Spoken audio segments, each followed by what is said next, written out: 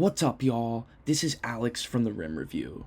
The Rim Review is a page that offers in-depth player analysis and gives nuance to the way you watch basketball. In this series, we're going to be covering every single prospect in the upcoming NBA draft. Some of which you may already know, however there are going to be numerous hidden gems we explore in the coming days. In today's episode, we're going to look at Kevin Mccullar Jr. out of Kansas.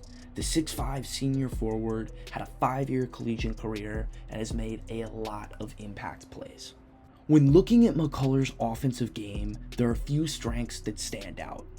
The first of which is his passing, where he had a 1.63 assist to turnover ratio. Playing as a wing, he did an awesome job creating for others. Secondly, Mccullar has a really great instinct when it comes to pushing in transition. Frequently, he was able to go coast to coast, and it led to having a 1.22 points per possession average in transition. Finally, Kevin Mccullar is an extremely intelligent cutter. He's able to cut from all locations of the court, and it led to him having 1.268 points per possession on cuts during last season. Unfortunately for Kevin, there are still some pretty big offensive weaknesses to his game. The first of which is the fact that Kevin Mccullar needs to improve his touch at the rim. Far too often, I saw him miss wide open opportunities and gimme buckets just because he wasn't under control. I think that his touch has improved throughout his collegiate career, however, I think there's another level that he has the ability to go to. Secondly, he cannot create his own shot, even with a ball screen involved, and he only averaged 0.49 points per possession on ball screen actions where he received the screen, and he also struggled to create in isolation. Kevin Mccullar is really good at creating and passing for others, but when it comes to looking for his own shot, it just doesn't happen. Finally, he is not a very good shooter. He shot 32.5% from 3 last year, and that was the highest of his 5-year collegiate career, and his collegiate average is 29.6% from beyond the arc. Now, let's get into the film and watch Kevin Mccullar play. On this possession, Mccullar is going to come over, provide help side rim protection, and now he pushes in transition. I love how he's throwing the ball out in front of himself, having an aggressive dribble, and then he initiates contact to score. Really good stuff. On this next possession, it's another instance of that. Mccullar gets a great physical rebound, goes coast to coast, and he draws a goaltend. Unfortunately, as I mentioned earlier, Mccullar needs to work on his touch.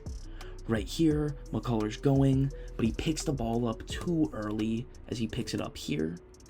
Not necessarily obscenely early, but he maybe could have had another step, because when it forces a touch shot, Mccullar doesn't always finish, and it leads to that. On this next possession, Mccullar is once again involved in transition.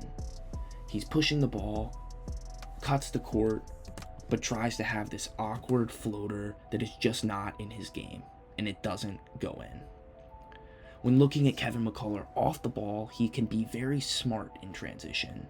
Right here, he does an awesome job recognizing that this defender on Oklahoma is going to have to pick up the ball, so he just fades out to the corner right here.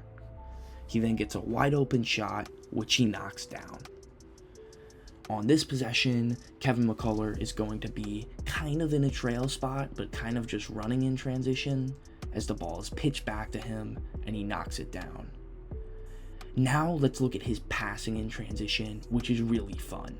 Right here, he has his head up and throws an insane lob pass while moving. On this play, Kevin Mccullar is going to get an awesome block, then push the pace and pass. His ability to pass and his unselfishness is just great to see. On this possession, it's another instance of that.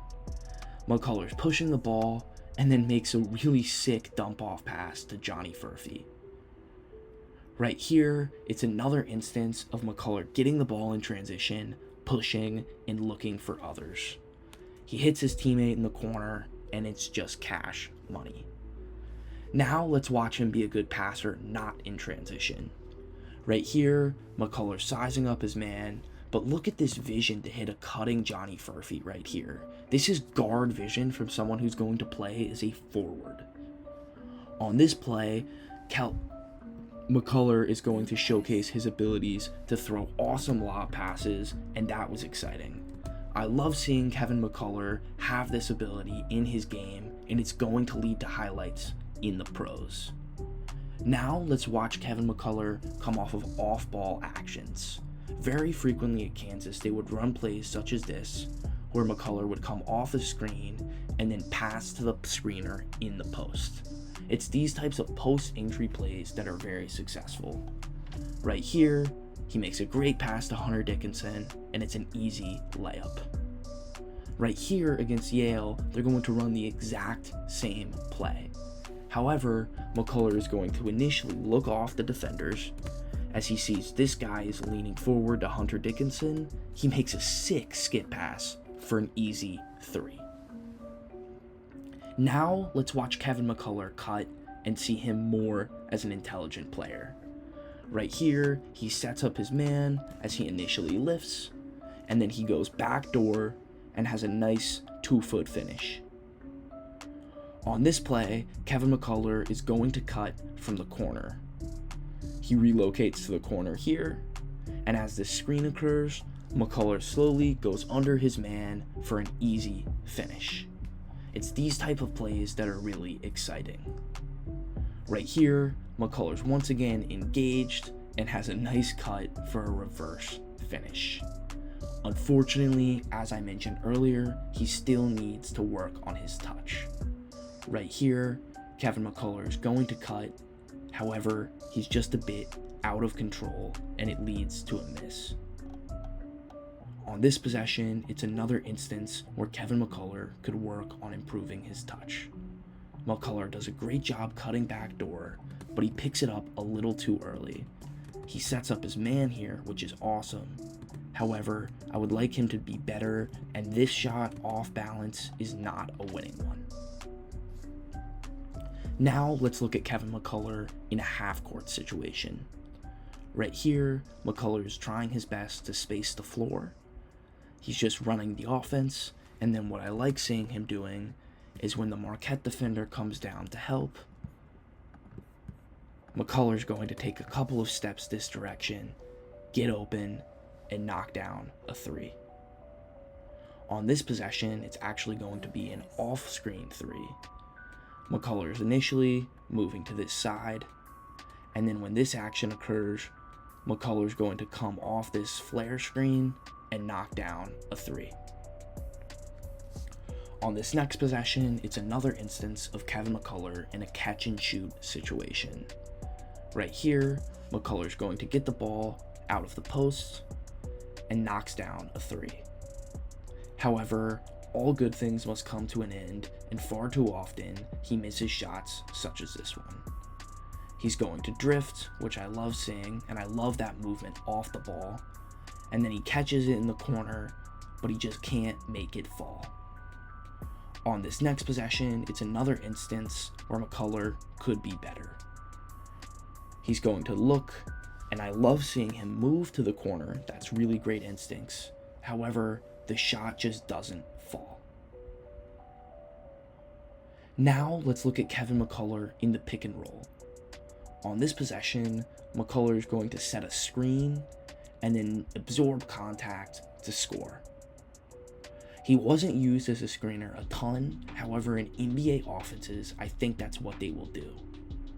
Right here, Mccullar is going to set another ball screen, get out early, and absorb the contact and play off 2. Now let's move on and watch Kevin Mccullar when he receives a ball screen. As I mentioned earlier, he doesn't really score for himself here. However, he has a nice pocket pass to help others. Making these simple reads is really good, and it's a huge part of Mccullar's game. On this possession, Mccullar is going to get another screen. He twists it and hits the pocket. He still has shown flashes of maybe being able to drive for himself, however it doesn't happen often. On this possession, he comes off a DHO and goes downhill to score. It was simple, but it did work. Right here, we're going to watch Kevin Mccullar struggle to create separation with a ball screen. Right here, he tries to go by his man, but it doesn't lead to a good result, and this shot is not a winning recipe. End of a game, a contested long two never works. On this next clip, it's going to be a very similar story. He gets screened, settles, and it doesn't fall. Now that we've explored Kevin Mccullar's offense, let's look at his defensive strengths. The number one strength for Kevin Mccullar is the fact that he is a competitor. He fights hard and is willing to leave it all out on the court, and that's why his teammates and scouts love him, because he is going to fight and do what he can to win. Secondly, he's really active in the gaps, and it led to him having 38 steals last season. He'll get one a game from pretty much just being active, aware, and using his hands. Finally, he's a really solid driving line defender and only gave up .733 points per possession in isolation. There are still a couple of weaknesses that I want to note before we get into Kevin Mccullar's defensive film. The first of which is the fact that he does have a tendency to overhelp in specific situations. Sometimes he may watch the ball just a bit too much, and it could lead to him getting beat. And finally, what I think is a more major concern is that he's never been the best athlete, and he's coming off a knee injury. This knee injury prevented him from participating in combine workouts, so I just don't know how quick he can be. I love his competitiveness, but I want to ensure that his athleticism is fully there. Now let's get into the film and watch Kevin Mccullar defend. On this possession, Kevin Mccullar is really engaged in fighting in a driving line spot. I love seeing him in his stance, he beats his man to his spot, and then he follows it up by being the first guy on the floor. Really great stuff. Right here, Mccullar has active hands and showcases great instincts as he's playing from behind, but just swipes the ball out. Really good defense. On this next possession, Mccullar closes out, but the offensive rebound occurs. It doesn't matter, Mccullar's still going to compete and drive and fight with his man, and he gets a block. Now let's watch Kevin Mccullar off ball, and on this possession, we're going to see a nice active gap for a steal. As you see, Mccullar helps off his man, has good instincts, and pokes it out. On this possession, Mccullar is extremely smart, so he first wants to make sure that Kel'el Ware doesn't get the ball, so he comes over here. He comes over here for a second because he recognizes that this man can catch him, and this pass over here is impossible with 4 seconds. And he recognizes that they're changing their eyesight here, so he immediately gets out and is there to contest the deep three. On this possession, Kevin Mccullar is going to maybe focus on the ball a bit too much. Right here, Kevin Mccullar is looking at the ball, as you see. He then is caught ball watching here on this drive as he's kind of debating, should I swipe, should I not? And so he's ball watching, but then when this pass is thrown, he competes and he has a really amazing closeout to get a finger on it and get a block. On this possession, Kevin Mccullar's job is to be the MIG. What that means is it's his job to catch this man who is rolling right here. However, once this pass is thrown, Kevin Mccullar needs to be getting out because Hunter Dickinson is picking up the ball. McCullar's a bit late getting out, and it leads to an open three. On this possession, Kevin Mccullar is going to get clipped off a screen. McCullar is ball watching here, and then doesn't communicate with DeJuan Harris when this switch occurs, so he's too focused on the ball and doesn't notice that his teammate has passed this man to him, so Mccullar gets clipped and is buried, and it gives up a three. Another thing that I think he could work on is his closeouts. We're going to see on this possession, Mccullar is going to get beat on a closeout. He comes up and he opens up way too early for an and one finish. I like the fact that he's in the gaps right here, but I don't like the fact that he has to twist his hips like that. That's not a recipe for success. On this possession, we're going to see Kevin Mccullar fight through a ball screen action. Right here, McCullar's going to go under the screen, and then once it's twisted, he fights over it and competes with multiple efforts. Really good stuff. On this next possession, Kevin McCullar is going to do what he can to navigate a DHO. He fights over the top, beats his man to his spot, and gets a contest. At times, he still does get clipped, such as this one. Right here, he's going to get clipped by a screen, and then over jumps and gets beat. On this next possession, it's another instance where Kevin Mccullar is going to get clipped. Right here, he comes over, opens up his hips, and is clipped and gives up a bucket. On this next instance, Kevin Mccullar is going to get beat by a refuse, which happens a little too often. Right here, McCullar's guarding the ball, but opens up a little early. Now, let's finish off and watch Kevin Mccullar in the post. Right here, McCullar is going to be in the post, competing, and he remains vertical to get a stop. On this next possession, Kevin Mccullar is going to do the same thing and fight hard defensively. As you see, McCullar's getting on his man, guarding with his chest, and gets a block. Overall, I like Kevin McCullar's game. I think he does a lot of the little things that you love to have in an NBA role player. His passing and competitiveness are just top notch. When looking at what his career could be, I think his ceiling could be a world where he's kind of an 8th or 9th man, maybe even a little higher than that, a 7th man that you bring in to get others involved in the second unit. Being this competitor and winner and a good defender that you can bring off your bench as a wing could be a really solid career. Unfortunately, I think his more likely outcome is probably as a 9th or 10th or 11th guy for a couple of years, and the main reason behind this is if you're 6'5", can't create for yourself, and can't shoot, it's going to be hard for you to stay in the league that long. At the NBA, guys are just so talented, and making the right reads can only get you so far. If Mccullar can further develop his skills, I think he could maybe have a longer career, but I would be worried that his career may only be 3 or 4 years before he gets washed out because of that.